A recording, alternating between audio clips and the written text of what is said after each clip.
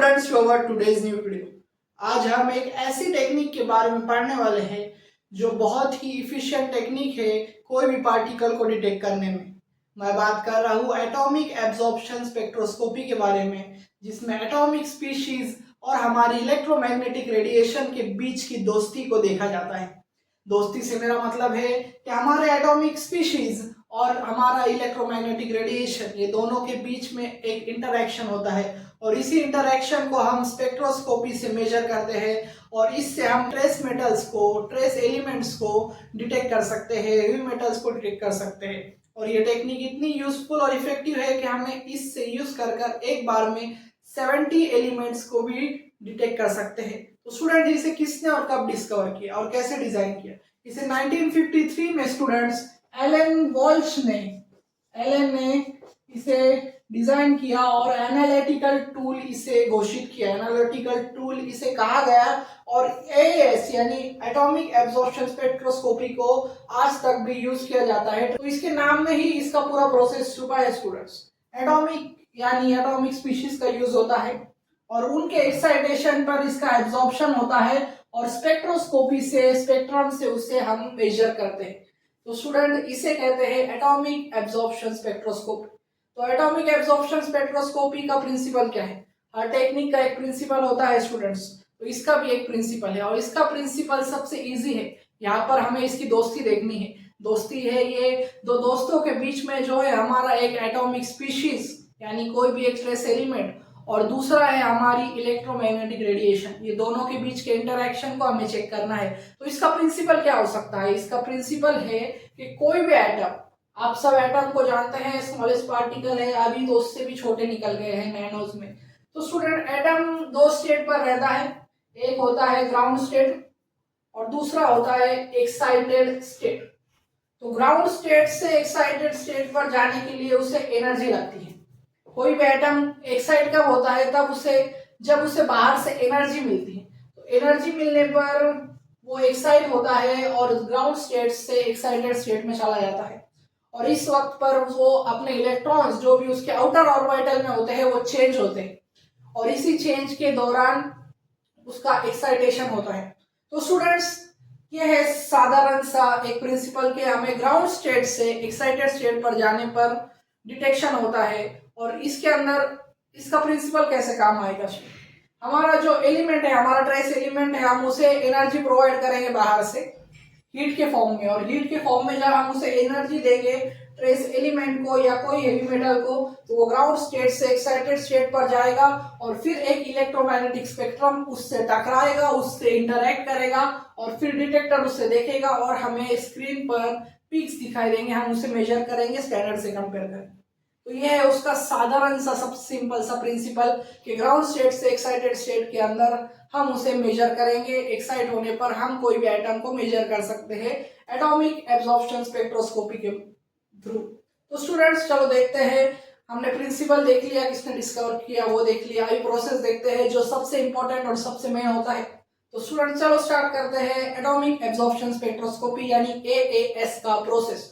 तो student, as का process बहुत ही इजी सिंपल है। ये फ्लो डायग्राम सबसे सिंपल फॉर्म है। कोई भी टेक्निक को स्टडी करने के लिए हम डायग्रामेटिकली स्टडी करते हैं, फ्लो चार्ट में स्टडी करते हैं। तो यहाँ पर आप कुछ कंपोनेंट्स देख रहे होंगे, होलो ट्यूब, लेंसेस, मोनोक्रोमीटर, डिटेक्टर, इन सब का काम हम एक एक कर देखने वाले हैं। तो स्टूडेंट, सबसे पहले हमारा होलो कैथोड। होलो कैथोड एक ट्यूब होती है बल्ब की तरह जो इलेक्ट्रोमैग्नेटिक स्पेक्ट्रम को इमिट करती है।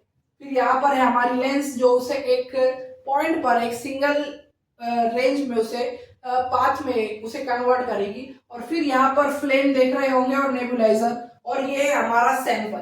तो समझ लीजिए आपके पास एक हेवी मेटल का सैंपल है, समझ लीजिए आर्सेनिक है। तो आर्सेनिक लिक्विड फॉर्म में है, आप उसे यहाँ से ट्रांसफर करेंगे नेबुलाइजर से। नेबुलाइजर से वो गैसियस फॉर्म में होकर, यानी नेबुलाइजर से वो लिक्विड फॉर्म में, यहाँ से सैंपल लिक्विड फॉर्म में होकर ऊपर जाएगा और फिर हम उस लिक्विड फॉर्म के सैंपल को हीट करेंगे।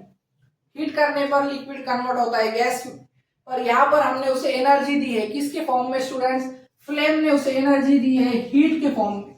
हीट के फॉर्म में एनर्जी हमने उसे प्रोवाइड की है और फिर ये जो ग्राउंड स्टेट पर था हमारा ट्रेस एलिमेंट, वो जाएगा एक्साइटेड स्टेट पर और एक्साइटेड स्टेट पर जाने पर यहाँ हमारा एक्साइटेड मॉलिक्यूल यहाँ पर घूमने लगे, और जैसे ही एक्साइटेड स्टेट पर हमारा एटम चला गया, हमारा आर्सेनिक मेटल चला गया, मान लो हमने एक सैंपल लिया है, मिक्स सैंपल है, आर्सेनिक डिटेक्ट करना है आपको, ये आर्सेनिक का ही सैंपल लिया है, क्योंकि नॉन होगा तो समझने में आसानी होगी। तो यहाँ पर हमें एक्साइटेड स्टेट में चला गया और यहाँ से हमारी मोनोक्रोम लेयर, एक मोनोक्रोम लाइट इलेक्ट्रोमैग्नेटिक रेडिएशन जा रही है, कोई भी एक हमने ले ली है डिटेक्ट करने के लिए, तो ये जा रही है और फिर यहाँ पर ये दोनों का इंटरेक्शन होगा, यहाँ पर ये दोनों दोस्त मिलेंगे, इनकी दोस्ती होगी, इंटरेक्शन मींस दोस्ती, एटॉमिक स्पीशीज या ट्रेस एलिमेंट की और हमारा इलेक्ट्रोमैग्नेटिक रेडिएशन। फिर ये मोनोक्रोमीटर से आगे जाएगी, डिटेक्टर पर जाएगी और डिटेक्टर्स पर हमें पीक मिलेगा। क्या मिलेगी स्टूडेंट्स? पीक मिलेगी। जितने जल्दी पीक मिलेगी उतनी गहरी दोस्ती होगी, उतना गहरा इंटरेक्शन होगा, और जितने लेट पीक मिलेगी उतना ही लेट, यानी ये हम एक कंक्लूजन निकाल रहे हैं। तो स्टूडेंट्स, मोनोक्रोमीटर से हो जाकर डिटेक्टर पर जाएगी, डिटेक्टर इस सिग्नल को एम्पलीफाई, डिटेक्टर के सिग्नल को एम्पलीफाई करेगा और रिकॉर्डर यानी स्क्रीन पर हमें पीक्स दिखेगी। तो ये था हमारा डिटेक्शन का पूरा प्रोसेस एटॉमिक एब्जॉर्प्शन स्पेक्ट्रोस्कोपी के बारे में, जिसमें सबसे पहले हम क्या करते हैं, सैंपल को हीट करते हैं, एक्साइट करते हैं हीट के फॉर्म में एनर्जी देकर, और फिर हमारी स्पेक्ट्रम की मदद से इंटरेक्शन होता है और फिर उसका डिटेक्शन होता है।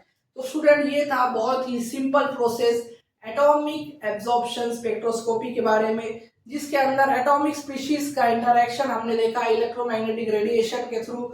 ये बहुत ही इजी टेक्निक है जिसके अंदर हम 70 से ज्यादा एलिमेंट को डिटेक्ट कर सकते हैं, और इस टेक्निक के अंदर स्टूडेंट्स कोई लैग नहीं होता, बहुत ही इफेक्टिव टेक्निक है, और इससे हम हेवी मेटल्स डिटेक्ट कर सकते हैं। इसे हर कंपनी में यूज किया जाता है, ये डेयरी इंडस्ट्री में यूज करता है, फार्मा इंडस्ट्री में, हर फूड इंडस्ट्री में, हर जगह पर एएएस का यूज होता है, क्योंकि सैंपल में ट्रेस एलिमेंट्स हेवी मेटल्स है कि नहीं।